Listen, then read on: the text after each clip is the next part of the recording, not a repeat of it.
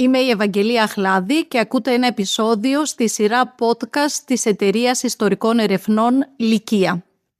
Στο σημερινό επεισόδιο συζητάμε για τη μάχη του Μαραθώνα, τον ιδιαίτερο συμβολισμό της στον αρχαίο αλλά και σύγχρονο κόσμο, αλλά και για το άθλημα που διατηρεί ζωντανή τη μνήμη της σημασίας της, τον κλασικό ή αυθεντικό, όπως έχει καθιερωθεί να λέγεται, μαραθώνιο δρόμο. Καλεσμένος μας σήμερα ο αρχαιολόγος Μάρτιν Κρέμπ, τέος αναπληρωτής καθηγητής κλασικής αρχαιολογίας του Πανεπιστημίου Πατρών και πρόεδρος εδώ και τουλάχιστον μία δεκαετία του Σωματείου Φίλοι του Αρχαιολογικού Μουσείου Μαραθώνα. Αγαπητέ κύριε Κρέμπ, σας ευχαριστώ πρώτα απ' όλα για την πρόθυμη ανταπόκρισή σας στην πρόσκλησή μας. Ας θυμηθούμε τη μάχη του Μαραθώνα. Ποια ήταν τα αίτια που οδήγησαν τους Πέρσες στην εκστρατεία κατά των Αθηναίων? Και εγώ σας ευχαριστώ πολύ για την ευκαιρία που μου δίνετε να μιλήσω για αυτό το θέμα και πρέπει να δηλώσω στην αρχή ότι βασίζουμε στον Ηρόδοτο, ο οποίος φυσικά ήταν φιλικός προς τους Αθηναίους, και ότι ειδικά για τη μάχη του Μαραθώνα υπάρχουν δεκάδες θεωρίες. Εσείς θα ακούσετε μία σήμερα. Λοιπόν, ρωτήσατε κυρία Αχλάδη ποια ήταν τα αίτια που οδήγησαν τους Πέρσες στην εκστρατεία κατά των Αθηναίων. Σε εκστρατεία του Δαρίου του Πρώτου, του Μεγάλου Βασιλέα, κατά των Αθηναίων, αλλά και κατά των Ερετριαίων. Να δούμε όμως λίγο τι προηγήθηκε. Το 508, μετά την πτώση της τυραννίας του Πισίστρατου και των γιών του, εισάγονται στην Αθήνα από τον Κλισθένη δημοκρατικές μεταρρυθμίσεις. Οι όμορες πόλεις συνεχίζουν να έχουν ολιγαρχικά συστήματα διακυβέρνησης. Στους Πέρσες υπάρχει απολυταρχικό σύστημα με τον Δαρείο Μεγάλο Βασιλέα. Οι παράκτης Ιωνικές πόλεις με ελληνικό πληθυσμό επαναστατούν κατά του Περσικού ζυγού. Οι μάχες διαρκούν από το 499 έως το 494 και η μόνη βοήθεια από την κυρίως Ελλάδα προέρχεται από τους Ερετριείς και τους Αθηναίους. Μετά τη νίκη του, ο Δαρείος ο Πρώτος αποφασίζει να εκδικηθεί αυτές τις δύο πόλεις, επεκτείνοντας συγχρόνως τη σφαίρα επιρροής του. Ξεκινά το 492 μια εκστρατεία περνώντας τα Δαρδανέλια και φτάνοντας στο Άγιον Όρος, αλλά αναγκάζεται να εγκαταλείψει. Μια επόμενη εκστρατεία γίνεται το 490, τούτη τη φορά με διαδρομή από τις Κυκλάδες. Έρχονται λοιπόν οι στρατηγοί Δάτης και Αρταφέρνης, ισοπεδώνουν την Ερέτρια και βάζουν πλώρη προς τον όρμο του Μαραθώνα. Εκεί τους οδήγησε ο Ιππίας, γιος του Πισίστρατου, που ήθελε να γίνει τύραννος στην Αθήνα, κάτι που ήταν παλαιότερα ο πατέρας του. Και γιατί ο Ιππίας οδήγησε τους Πέρσες ειδικά στο Μαραθώνα?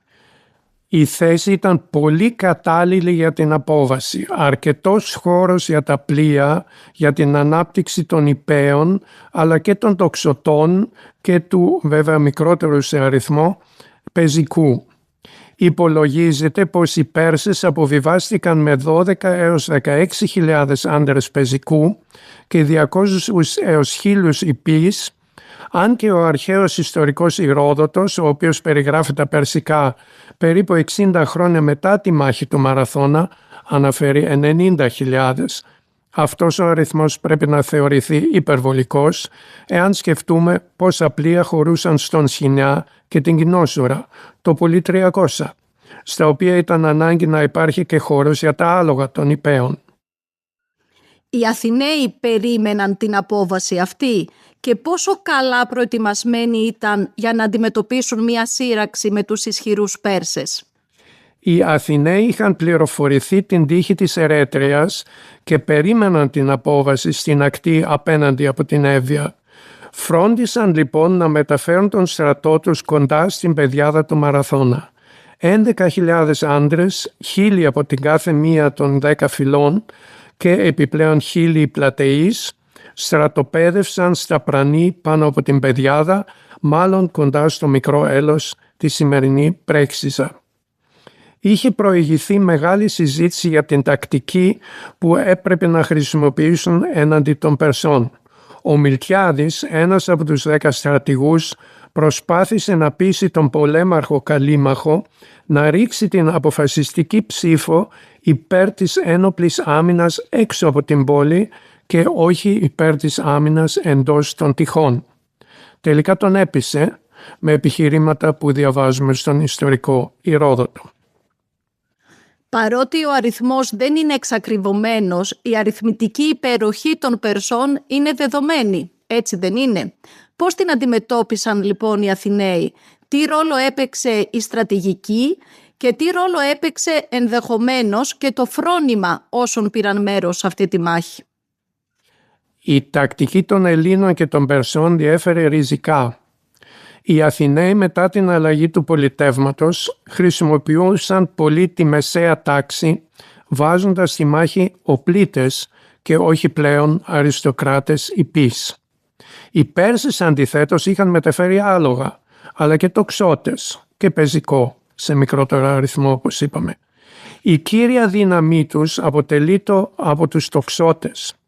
Αυτοί φορούσαν την περσική ή μυδική ενδυμασία αποτελούμενη από δερμάτινα παντελόνια, αναξυρίδες και ενδυμασία με μακριά μανίκια αλλά και αρκετά μεγάλο μήκος προς τα κάτω. Στην πλάτη είχαν μακρύ γορητό, φαρέτρα για τα βέλη, στο κεφάλι τσόχινο ή δερμάτινο κονικό σκούφο, κυρβασία ή κίδαρες. Αντιθέτως, οι Έλληνες οπλίτες ήταν βαριά οπλισμένοι για τη μάχη σώμα με σώμα. Φορούσαν χοντρό θώρακα, κράνη με προστατευτικό μύτης και πτερίγια για τα μάγουλα, περικνημίδες, προπαντός όμως μεγάλες κυκλικές ασπίδες. Έφεραν κοντά ξύφη και μεγάλα δώρατα λόγχες. Όπως μας πληροφορεί ο Ηρόδοτος, οι Πέρσες όταν είδαν τους αντιπάλους γέλασαν και είπαν «Μα αυτοί δεν έχουν καμία υποστήριξη υπηκού ή τοξωτών». Οι Αθηναίοι και πλατεείς οπλίτες εφάρμοσαν 3 διαφορετικές μεθόδους στρατηγικής για να νικήσουν τον εχθρό. Πρώτον, ξεκίνησαν τη μάχη αμέσως. Έτσι οι Πέρσες δεν πρόλαβαν να αναπτύξουν το υπηκό. Δεύτερον, οι στρατηγοί, προπαντός ο Μιλτιάδης, έβαλαν τη φάλαγγα των οπλιτών να πλησιάσει τον εχθρό με γρήγορο βηματισμό. Η απόσταση μετρούσε κατά τον Ηρόδοτο 8 στάδια, περίπου 1500 μέτρα. Όταν έφτασαν στο μέτωπο, εφάρμοσαν την τεχνική του λεγόμενου οθισμού, δηλαδή γρήγορα κοντά βήματα και απόθυση του εχθρού με τις ασπίδες τους. Οι ασπίδες κάλυπταν όχι μόνο τον καθένα μεμονωμένα, αλλά και το κενό ανάμεσά τους, δημιουργώντας ένα τείχος μεταλλικό. Από αυτό προεξήχαν τα δώρατα που χτυπούσαν τον εχθρό, τον τραυμάτιζαν και τα ξύφη τον αποτελείωναν. Η τρίτη τακτική σχετίζεται με τον μικρότερο σε σύγκριση με τους Πέρσες αριθμό πολεμιστών. Ο Μιλτιάδης έβαλε εισάριθμους με τους Πέρσες άντρες κατά μήκος του μετώπου, ώστε να μην μπορούν να περάσουν οι εχθροί τους δικούς του δεξιά και αριστερά. Αυτό το κατάφερε αραιώνοντας τη μέση του μετώπου, πυκνώνοντας όμως συγχρόνως τα πλευρά. Όταν λοιπόν οι Αθηναίοι στη μέση υποχώρησαν, οι Αθηναίοι της δεξιάς πτέρυγας και οι πλατεείς της αριστερής πτέρυγας περικύκλωσαν τους Πέρσες. Και πώς τελείωσε η μάχη, με τι απώλειες για κάθε πλευρά, τι γνωρίζουμε για τους νεκρούς? Οι Πέρσες, όντας περικυκλωμένοι, τράπηκαν σε φυγή τόσο προς το έλος του Σχοινιά όσο και προς τα πλοία. Εκεί σκοτώθηκε ο αδελφός του τραγικού ποιητή Αισχύλου, ο Κυνέγυρος, ο οποίος κρατούσε την πλώρη ενός από τα πλοία ώσπου να έρθουν οι δικοί του και να το κάψουν. Πριν έρθουν όμως, του έκοψαν οι εχθροί το δεξί χέρι, κρατούσε το πλοίο με το αριστερό ώσπου να του κόψουν και αυτό και να πεθάνει. Ο πολέμαρχος Καλίμαχος είχε σκοτωθεί ήδη κατά τη διάρκεια της μάχης. Κατά τον Ηρόδοτο έχασαν τη ζωή τους 192 Αθηναίοι και κάποιοι πλατεείς, ενώ ο ίδιος αναφέρει 6.400 νεκρούς Πέρσες. Δεν γνωρίζουμε ποιος τους μέτρησε και πώς. Οι νεκροί Αθηναίοι και πλατεείς ήταν γνωστοί με τα ονόματά τους, καθώς επιτύμβιες στήλες με αυτά τα ονόματα τοποθετήθηκαν στον τύμβο των Αθηναίων. Οι νεκροί Αθηναίοι και πλατεείς έλαβαν μια τιμητική ταφή κοντά στο πεδίο της μάχης, κάτι που ισχύει μόνο για τους μαραθωνομάχους, ενώ οι πεσόντες στον πόλεμο Αθηναίοι συνήθως έβρισκαν τον τάφο τους στην Αθήνα, στο δημόσιο σήμα, όπως τονίζει ο Θουκυδίδης. Οι Πέρσες επίσης ετάφησαν από τους νικητές σε χαντάκια καλυμμένοι με χώμα. Όταν περί το 1880-90 ένας τοπογράφος είχε έρθει στην περιοχή για να σχεδιάσει έναν χάρτη με τις αρχαίες και νεότερες τοποθεσίες, οι εργάτες του αμπελώνες του κτήματος Κουζέ τον ενημέρωσαν ότι σκάβοντας μέσα στα κλίματα έβρισκαν πολλά οστά. Δεν αποκλείεται καθόλου να ήταν τα λείψανα των νεκρών στρατιωτών του Δαρίου του Πρώτου Μεγάλου Βασιλέως των Περσών. Αυτό σημαίνει ότι γνωρίζουμε το ακριβές σημείο, τον ακριβή τόπο της μάχης? Κοιτάξτε, είναι δύσκολο μετά από 2.500 χρόνια να βρει κανείς ίχνη της μάχης. Μάλλον μας βοηθά όμως μια αναφορά του αρχαίου περιηγητή Παυσανία, Έλληνα από τη Μικρά Ασία, που ταξίδεψε στην κυρίως Ελλάδα περίπου το 155 έως 180 μετά Χριστόν και περιέγραψε ό,τι έβλεπε στα ταξίδια του. Στον κάμπο του Μαραθώνα είδε λοιπόν ένα τρόπεον λίθου λευκού, δηλαδή ένα κύωνα από μάρμαρο. Η λέξη τρόπεον ετυμολογικά έχει σχέση με τη λέξη τροπή, το σημείο όπου στρέφεται η τύχη της μάχης υπέρ των νικητών. Επομένως η θέση του τρόπεου με πολύ μεγάλη πιθανότητα είναι και η θέση διεξαγωγής της μάχης. Και αυτό το τρόπεο βρέθηκε, έχει βρεθεί? Ναι, όχι μόνο βρέθηκε, αλλά αναστηλώθηκε κιόλας με την ευκαιρία της Χρυσής Ολυμπιάδας του 2004. Κάποιοι σπόντιλοι του Κύωνα και το Ιωνικό Κυωνόκρανο είχαν χρησιμοποιηθεί σε δεύτερη χρήση σε έναν πύργο, ο οποίος ανήκε σε αγρικία των μεσαιωνικών χρόνων. Ήταν γνωστά από τη δεκαετία του 1960. Η λεπτομερής μελέτη όμως που συνόδευε την αναστήλωση επέτρεψε και την υπόθεση για την πιθανή αρχαία θέση του μνημείου κάτω από το εκκλησάκι της Παναγίας Μεζοσπορίτισσας. Εξάλλου και το κτήμα Σκουζέ, στο οποίο ανέφερε ο νεότερος τοπογράφος την έβρεση πληθώρας οστών, βρίσκεται σε απόσταση αναπνοής από την Παναγία Μεσοσπορίτισσα.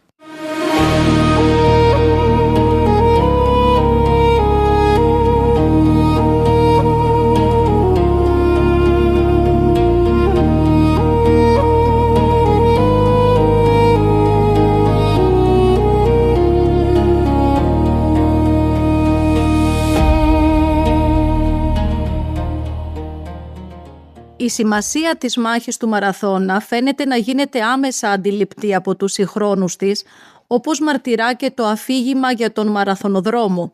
Τι γνωρίζουμε για τον μαραθωνοδρόμο, πόσο εξακριβωμένη είναι η γνώση που έχουμε για αυτή την τόσο συμβολική πράξη? Είναι λογικό μετά από μια μεγάλη και σημαντική μάχη να θέλει να γνωρίζει ο κόσμος και οι άρχοντες ποιος κέρδισε τελικά.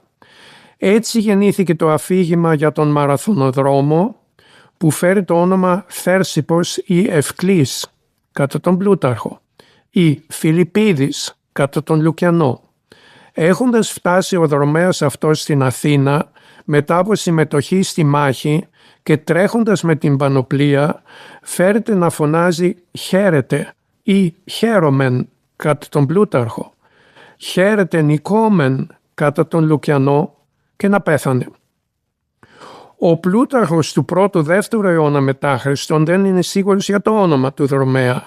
Ο Λουκιανός του 2ου αιώνα μετά Χριστόν μπέρδεψε πιθανόν το όνομα του ημεροδρόμου Φιδιππίδη που τον είχαν στείλει οι Αθηναίοι στην Σπάρτη πριν από τη μάχη ζητώντας βοήθεια με κάποιον Φιλιππίδη που τον αναφέρει κιόλας ως ο ημεροδρομήσας. Και οι δύο συγγραφείς δεν συμφωνούν στα λόγια του υποτιθέμενου μαραθωνοδρόμου και οι δύο έζησαν περισσότερα από 500 χρόνια αργότερα και επίσης δεν γνωρίζουμε τις πηγές τους.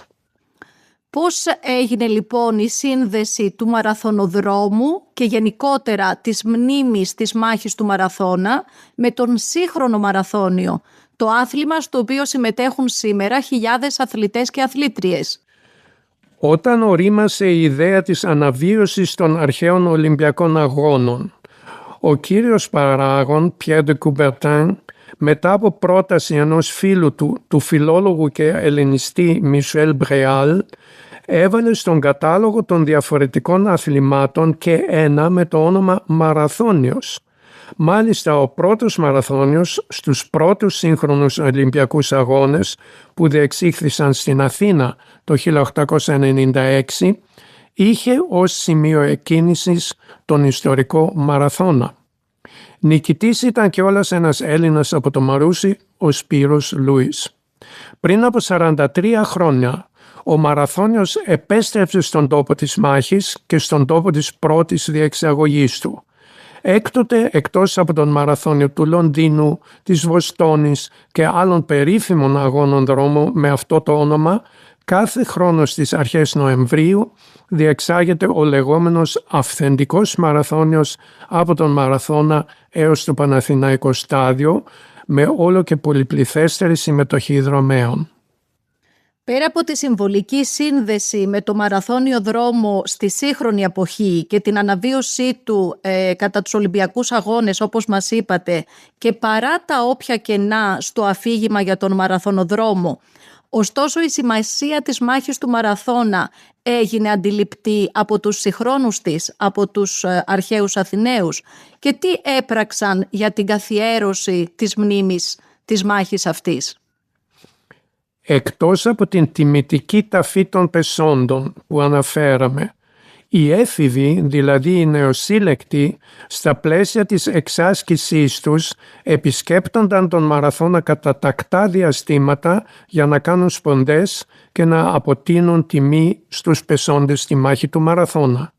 Η επίσκεψη αυτή διεξαγόταν για εκατοντάδες χρόνια, όπως μαθαίνουμε από σχετικές επιγραφές.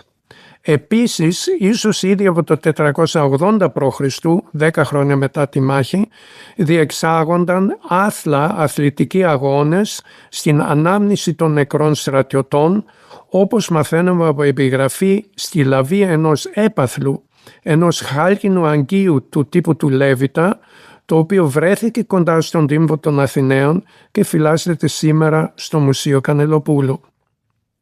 Η σημασία της μάχης για τη διατήρηση της δημοκρατίας, για την ελευθερία της Αθήνας, αλλά και ολόκληρης της Ελλάδας, και ενάντια στην ανεξέλεγκτη επέκταση ενός αυταρχικού καθεστώτος έγινε αμέσως κατανοητή από τους Αθηναίους πολίτες, αλλά και τους σύγχρονους λογίους όπως η ιστορική Ηρόδοτος και Θουκυδίδης.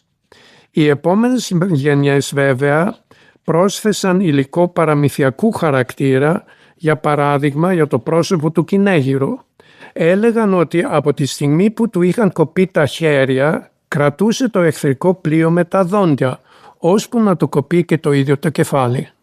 Είναι πολύ δύσκολο να ξεχωρίσει κανείς την πραγματικότητα από τον μύθο που ακολουθεί γεγονότα εξαιρετικής σημασίας. Και βέβαια έπαιζαν και θεοί σημαντικό ρόλο στη μάχη, ο Παν που προκάλεσε τον Πανικό, η Αθηνά και άλλοι. Μια πρώιμη απεικόνιση των γεγονότων βρισκόταν στην ποικίλη στοά της Αθηναϊκής αγοράς, μια ζωγραφιά στην οποία διέκρινε κανείς τον Μιλτιάδη ή τον Κυνέγυρο. Ζωγράφος ήταν μάλλον ο Μίκον, ίσως μαζί με τον Πολύγνωτο, γύρω στο 460-50 π.Χ. Ο τραγικός ποιητής Εσχύλος, ο οποίος πέθανε μακριά από τη γενέτειρά του Ελευσίνα στη γέλα της Σικελίας, ήθελε το επιτύμβιο επίγραμμα να τονίσει όχι τις νίκες των τραγωδιών του στα Διονύσια, αλλά τη συμμετοχή του στη μάχη του Μαραθώνα. Τον Εσχύλο, γιο του Εφορίωνα, του Αθηναίου, σκεπάζει αυτός ο τάφος. Ο θάνατος τον νίκησε στην έφορη πόλη της Γέλας, αλλά τη δύναμή του μαρτυρά το περίφημο άλσος του Μαραθώνα, όπου ο Μίδος με τα πυκνά του μαλλιά τη δοκίμασε. Σας ευχαριστούμε πολύ κύριε Κρέμπ. Είπατε ότι σε σχέση με τη μυθοποίηση της μάχης του Μαραθώνα θα θέλατε να μας διαβάσετε και ένα μικρό νεοελληνικό παραμύθι. Να δούμε δηλαδή τη μυθοποίηση αυτή στην νεοελληνική παράδοση. Ναι, αν μου επιτρέπετε, είναι από μια συλλογή που εξέδωσε ο παλαιός καθηγητής του Αριστοτέλειου Πανεπιστημίου Θεσσαλονίκης, Ιωάννης Κακριδής, στο Μορφωτικό Ίδρυμα της Εθνικής Τραπέζης, υπό τον τίτλο «Οι αρχαίοι Έλληνες στη νεοελληνική λαϊκή παράδοση». Γράφει λοιπόν: «Στον κάμπο του Μαραθώνα έγινε μια φορά μεγάλη μάχη. Τούρκοι πολλοί με άρμενα πολλά ήρθαν να σκλαβώσουν τη χώρα και από εκεί να περάσουν στην Αθήνα. Δεν πήγαν γραμμή στην Αθήνα γιατί οι Έλληνες εφύλαγαν με πολλά πλεούμενα και τρικάταρτα τον Πειραιά. Οι Έλληνες ήταν λίγοι εμπρός στην αμέτρητη δύναμη του εχθρού. Εσυνάχτηκαν από όλα περίγυρα τα χωριά και από την Αθήνα και έπιασαν πόλεμο φρικτό. Αν τους νικήσουμε, σου λέει, εδώ, πάει, τους σπάσαμε. Δεν θα ειδούν τη στράτα να φύγουν. Επολέμησαν από την αυγή έως το βράδυ. Απελπισμένοι επολέμησαν οι εχθροί, αλλά πλέον απελπισμένοι επολέμησαν οι Έλληνες. Το αίμα επήγε ποτάμι, έφτασαν έως τα ριζά του Βρανά και έως το Μαραθώνα Αντίκρη. Έσυρεν ως τη θάλασσα και έβαψε κατά κόκκινα τα κύματα. Θρήνος και κακό έγινε. Τέλος ενίκησαν οι Έλληνες. Οι Τούρκοι έτρεξαν να γλιτώσουν στα καράβια. Οι Έλληνες τους κυνήγησαν και εκεί τους κατάσφαξαν. Κανείς από τους εχθρούς δεν εγύρισε πίσω. Έτρεξαν τότε δύο να φέρουν την είδηση στην Αθήνα. Ο ένας έτρεξε καβαλάρης, ο άλλος πεζός και αρματωμένος. Ο καβαλάρης επήγαινε από το Χαλάνδρι. Ο πεζός έπιασε τη Σταμάτα. Φτεροπόδαρος ανέβηκε τον αφορεσμό και κατέβηκε στο χωριό. Καθώς τον είδαν οι γυναίκες έτρεξαν κοντά του, «Σταμάτα», του φώναζαν, «Σταμάτα». Ήθελαν να τον ρωτήσουν τι απόγινε η μάχη. Εστάθηκε μια στιγμή να πάρει φύσιμα και έπειτα πάλι δρόμο. Τέλος φτάνει στο ψυγικό. Εκεί επήγε να ξεψυχήσει, πιάστηκε η αναπνοή του, τα πόδια του έτρεμαν. Τώρα έλεγε να πέσει. Αντριεύεται τότε και παίρνει βαθιό ανασασμό και μια και δυο έφτασε τέλος στην Αθήνα. «Ενικήσαμε», είπε, και έπεσε ευθύς και ξεψύχησε. Ο καβαλάρης ταχυδρόμος ακόμα δεν εφάνηκε. Εκεί όμως που σταμάτησε ο πεζοδρόμος και εκεί που πήρε ανάσα, άφησε το όνομά του καμώματός του. Το πρώτο χωριό το ονόμασαν Σταμάτα, το δεύτερο Ψυχικό. Αγαπητέ κύριε Κρέμπ, σας ευχαριστούμε που μοιραστήκατε μαζί μας αυτή τη διήγηση, την οποία μας διαβάσατε και τόσο παραστατικά, που μαρτυρά τη ζωντανή μνήμη της μάχης του Μαραθώνα στη λαϊκή νεοελληνική παράδοση. Σας ευχαριστούμε επίσης που μας βοηθήσατε να εμβαθύνουμε στην ιδιαίτερη σημασία της μάχης του Μαραθώνα στον αρχαίο αλλά και στο σύγχρονο κόσμο, όπως το μαρτυρά ο μαραθώνιος δρόμος με την παγκόσμια απήχηση και τους πολλαπλούς συμβολισμούς του. Σας ευχαριστούμε πολύ και πάλι.